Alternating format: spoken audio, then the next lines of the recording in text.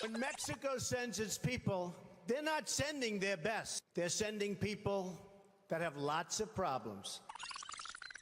They're bringing drugs, they're bringing crime, they're rapists, and some, I assume, are good people. Good morning. Today we'll be presenting the controversial topic of stereotypes that surround Mexican immigrants, presented to you by Stephanie, Diana, Abigail, and Laura.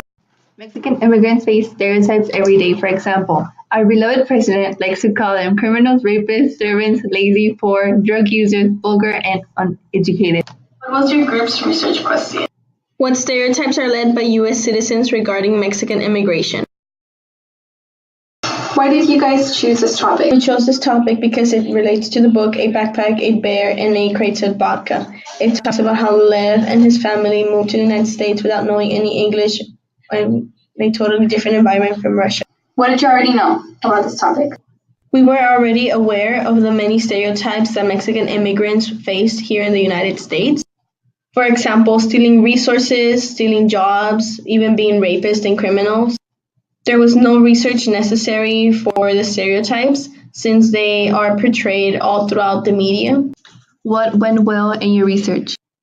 The contribution we received from the students on campus, since they were willing to help and give their feedback as well as tell their stories.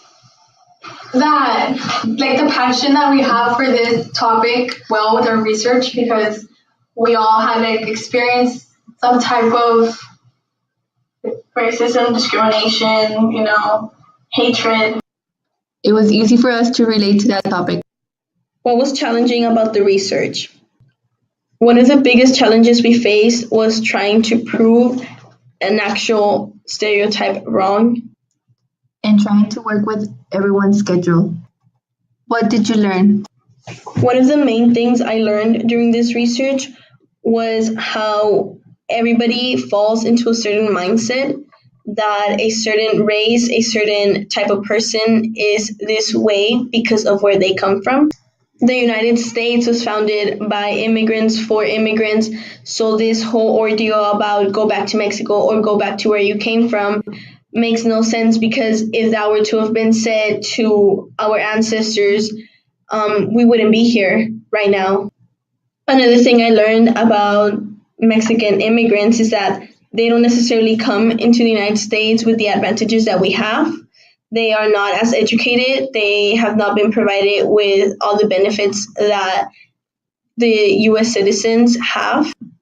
This later on creates a domino effect in which they can't get good paying jobs, so they will take any jobs they can, even if they are low wages, even if they are in terrible conditions, just to be able to provide for their families.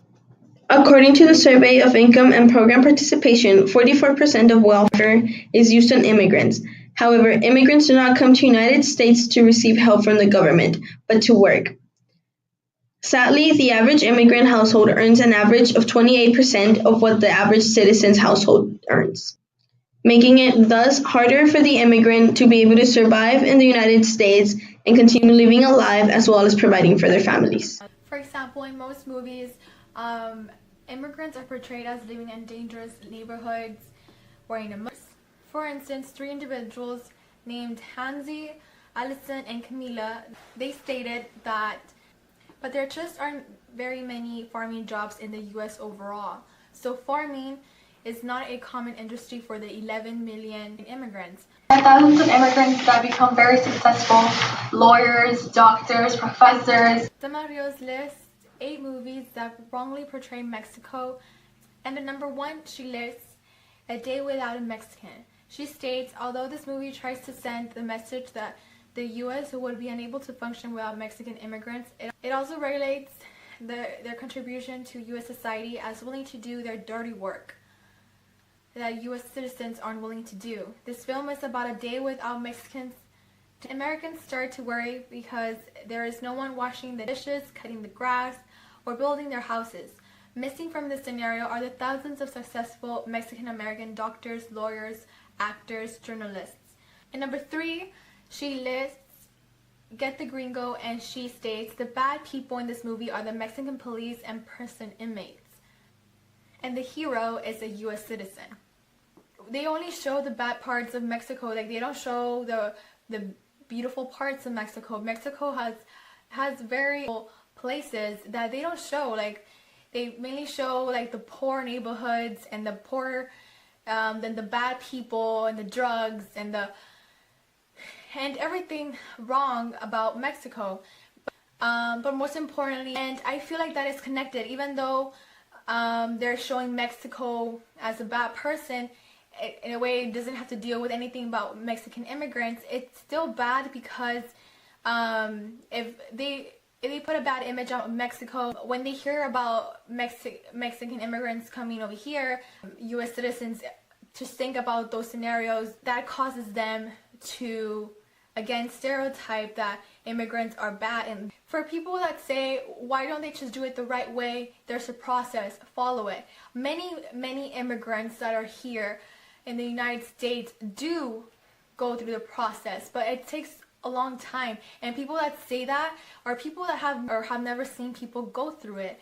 That process takes a while. So if your children or if your sister or your baby sister or your wife or anyone that you care about or that you love is hungry and hasn't eaten for days or for many other reasons, would you really tell them, hey, can your hunger wait a couple days or a couple months or maybe even years for I can get my papers and for I can finally, give you food or give you a house to live in? The majority of Mexican immigrants come to the U.S. for economic education and because they want to be successful. Mauro Hernandez wrote, "New studies says Mexicans are the most successful immigrants, were least stated, much poorly educated than the average American." Mauro Hernandez says, "They have to play catch up to be even with the average American." Consider Camille, one of the study's subjects, a 27-year-old second-generation Mexican woman who earned a bachelor's and master's degree from the University of Southern California. Her parents arrived to the U.S. as unauthorized immigrants and worked at garment factories. Mexican immigrants have come very successful by coming to the United States. According to the National Public Radio, hundreds of thousands of immigrants come into the United States with valid visas, but don't go back once their visas have expired. This makes the percentage of immigrants go up as high as 45%. Income.